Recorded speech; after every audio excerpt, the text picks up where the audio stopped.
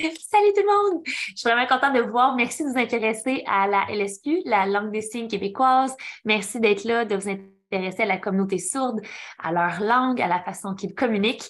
Donc, première chose, je me présente. Je m'appelle Chloé Blanchette. Je suis la deuxième d'une famille de 7 enfants, dont 2 sont sourds. OK? Donc, si je vous explique, la première, c'est Fanny, qui est la plus vieille. Moi, je suis la deuxième. Les 5 du milieu, on est entendants. Puis le petit dernier, le septième, c'est Jérôme, qui est pas petit du tout, en fait. C'est le plus grand de la gang. Lui aussi, il est sourd profond de naissance. Donc, j'ai grandi toute ma vie dans une famille avec 2 personnes sourdes. Mon père, Yves Blanchette, travaillait dans différentes associations, des organismes en lien avec la surdité. Donc, depuis que je suis toute petite, j'apprends à la LSQ, puis je dis souvent en blague que j'ai appris à signer avant même de parler, parce que quand on est, puis que notre grande sœur est sourde, qu'est-ce qui arrive? C'est qu'on observe comment elle fonctionne. Et là, moi, je voyais qu'elle utilisait peu la voix, qu'elle utilisait ses mains pour faire des signes, pour s'exprimer. Je me suis mis à copier son comportement, puis je me suis mis à faire la même chose. Donc, j'ai signé très, très, très, très jeune.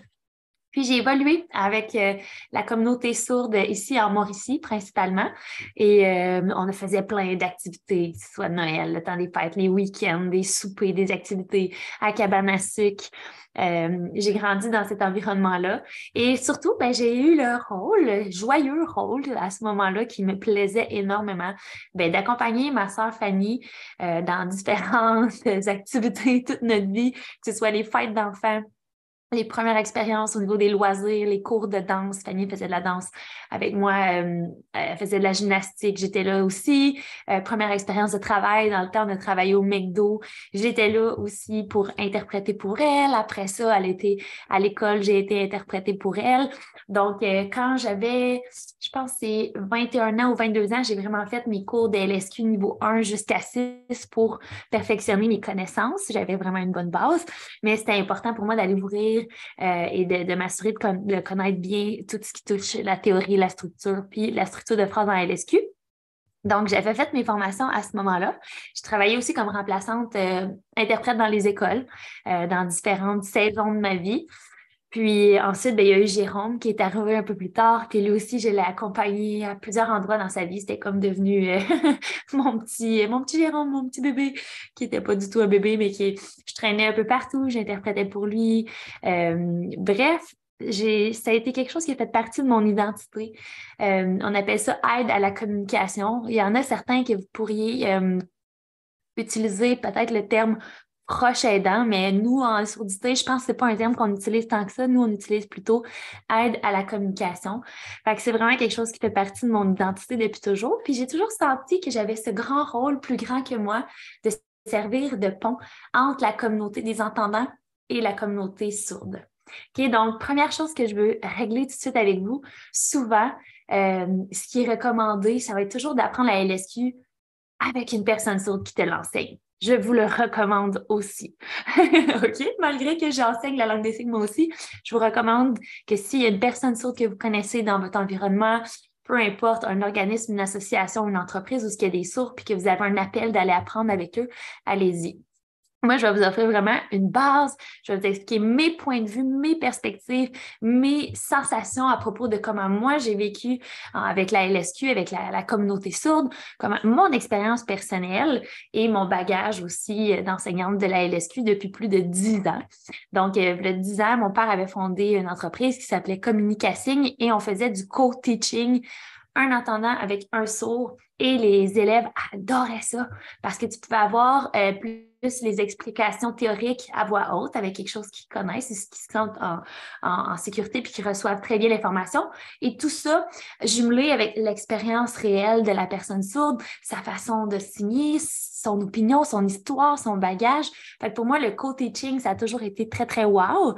Puis après Communicassigne, j'ai fondé Vibrasigne avec mon frère Jérôme.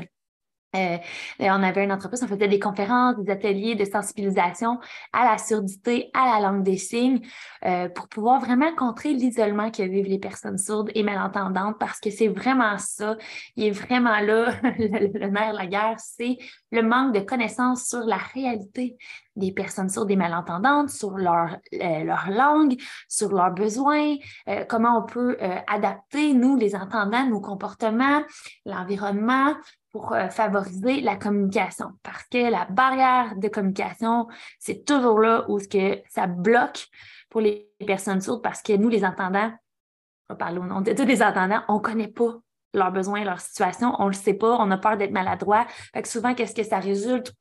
On va fuir parce qu'on ne veut pas se tromper, on ne veut pas mal faire, on ne connaît pas ça. Bref, il y a énormément d'isolement qui se vit émotionnellement chez les personnes sourdes et malentendantes.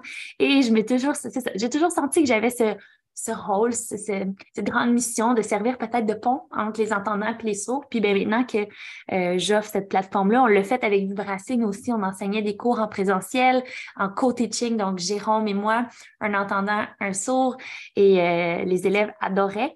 Puis ben là, en ce moment, Jérôme, il y a plein d'autres projets. C'est un grand athlète. Alors, c'est comme s'il m'a passé le flambeau ensuite pour que je reprenne un peu cette mission-là. Puis je continue de vous amener à mettre en lumière cette langue, cette communauté, puis de voir comment vous pouvez l'utiliser dans votre quotidien pour créer un changement, pour faire de l'avancement, pour faire avancer la cause, pour juste s'intéresser, les voir, les reconnaître, et que quand vous allez en croiser une personne sourde dans l'autobus, au travail, au restaurant, mais vous allez pouvoir dire bonjour.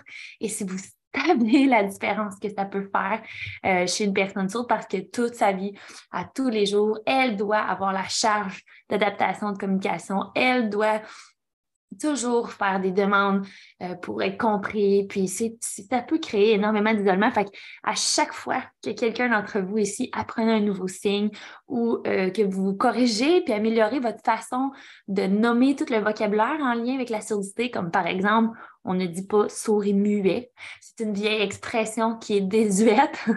On ne dit plus ça, sourd et muet. Les sourds ont la capacité de faire des sons, ont la capacité d'utiliser leur voix. Donc, ils ne sont pas muets. On peut seulement dire les personnes sourdes ou les sourds. Puis quand on l'écrit, les sourds, on peut utiliser le S majuscule pour vraiment parler de leur communauté et c'est une belle façon d'honorer leur communauté, leur culture. Fait que les sourds, les malentendants, c'est la même chose. Souvent, la différence, ça va être au niveau du degré d'intensité, au niveau de la surdité. En fait, donc, il y a différents niveaux. On a la surdité légère, modérée, profonde et totale à la fin. Donc, en général, et là, c'est vraiment une règle générale, on va identifier quelqu'un qui est malentendant, qui a un niveau de surdité avec une perte d'ouïe moindre, et plus ça avance, souvent, ces personnes-là vont s'identifier comme personnes sourdes. Mais ceci étant dit, c'est pas une science exacte, parce que chaque personne sourde a sa propre identité. Fait que moi, maintenant, à chaque fois que je rencontre une nouvelle personne sourde ou que j'ai fait des entrevues ou des conférences avec une personne sourde, je lui demande toujours, est-ce que tu t'identifies comme personne sourde, comme personne malentendante? Et je connais des personnes qui ont une surdité profonde, qui s'auto-appellent malentendants. Puis je connais des personnes malentendantes qui disent, moi, je suis sourde. Donc, je trouve que rendu en 2023, il faut avoir la sensibilité, l'ouverture de demander comment tu t'identifies. Mais maintenant, vous savez qu'en général, quand on parle des malentendants, il y a un restant auditif un petit peu plus grand. Puis les personnes sourdes, c'est ceux qui ont quasiment l'ouïe qui n'entendent plus rien. OK? Donc, à chaque fois que vous utilisez adéquatement le bon vocabulaire, dès que vous arrêtez de dire sourd et muet, vous contribuez à ce qu'on soit plus avancé en termes de connaissance de leur réalité, de leurs revendications, de ce qu'ils veulent être vus et reconnus dans qui ils sont. Puis, je ne veux pas parler en leur nom plus que ça, là. Je vous partage l'information que moi puis Jérôme, on a beaucoup été proches pendant les années qu'on a développé Vibracing. Je trouve que ça peut être une grande contribution avant de commencer à apprendre leur langue, de comprendre leur culture, puis qu'est-ce qui existe là en 2023 pour eux. Okay. Une autre chose qu'on peut tout de suite mettre au clair, est-ce qu'on dit langue des signes ou on dit langage des signes? Okay. Il faut dire langue des signes.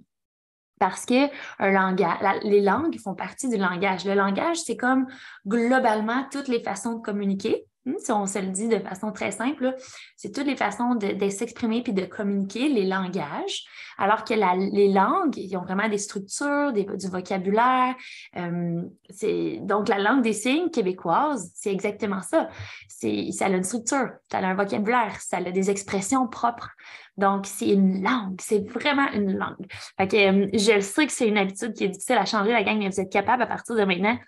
Je vous passe l'info, je vous passe la torche et le flambeau pour que vous aussi puissiez mettre de la lumière sur cette situation-là, que ça n'a plus de bon sens qu'on dise encore langage des signes ou sourd et muet, OK, rendu en 2003, c'est assez. C'est assez, là, maintenant, vous le savez, fait que grâce à vous, ça va changer. Donc, on dit langue des signes. Une autre question qui revient souvent, est-ce que la langue des signes il y a juste une langue des signes? Mais non, la langue des signes n'est pas universelle, il y a des langues pour chaque pays, là. Il y a des langues, la langue des signes américaine, il y a la langue des signes française, brésilienne, russe, chinoise, québécoise. Donc, pour chaque pays, pour peut-être certaines régions comme nous au Québec, on a la langue des signes québécoise. Il y a plein de langues des signes. Il y en a plein. Okay. Je ne sais même pas le chiffre exact. Je pourrais vous le dire dans le document théorique que je vais vous déposer. Mais il y a énormément de langues des signes. Donc, nous, on apprend vraiment la LSQ, langue des signes québécoise. Okay? C'est ce que je vais vous enseigner, du moins les bases, une introduction, des façons de se débrouiller avec cette langue-là. Et voilà, c'est ce qui fait que je fais le tour un peu toutes les informations de base. Je suis vraiment ravie, honorée de sentir que ça fait partie de ma mission de vie, de partager des informations, mon parcours et mes connaissances sur la langue pour ouvrir une porte vers vous, d'ensuite aller vous immerser avec les personnes sourdes et pratiquer votre langue des signes, pratiquer vos expressions, pratiquer votre façon de faire les signes et de communiquer parce qu'il n'y a rien de mieux que ce soit quand on apprend n'importe quelle langue, l'anglais, l'espagnol, italien, russe. C'est quoi la meilleure façon de pratiquer? C'est de s'immerser dans la communauté. Donc, c'est la même chose avec les sourds. Si vous pouvez recevoir l'enseignement d'une personne sourde, c'est très, très riche. C'est très, très riche. Donc, je vous invite à briser peut-être vos barrières, briser vos inquiétudes, votre gêne à ce niveau-là, puis à vraiment, si l'opportunité se présente, allez-y. Il existe plein de ressources sur le web. Vous pouvez googler langue des signes québécoise, enseignement de la langue des signes québécoise, cours de LSQ. Vous trouverez plein de ressources, des applications qui existent au Québec. Et ça me fera plaisir de vous les partager également. Donc, voilà, c'est ça que je suis. J'ai tellement de choses à vous raconter. Je pourrais m'en parler toute la vie. On a fait des conférences, des ateliers de sensibilisation. Jérôme a partagé son vécu. Moi, j'ai le mien aussi en tant qu'entendante qui a grandi dans une famille avec 2 sourds, qui a porté le rôle d'aide à la communication. Et ça a été vraiment, vraiment chouette de partager ça avec vous. Merci infiniment d'être là. Merci, merci, merci. Et continuez de faire vibrer la langue des signes avec moi puis avec nous. Et on lâche pas. Let's go! Merci d'être là.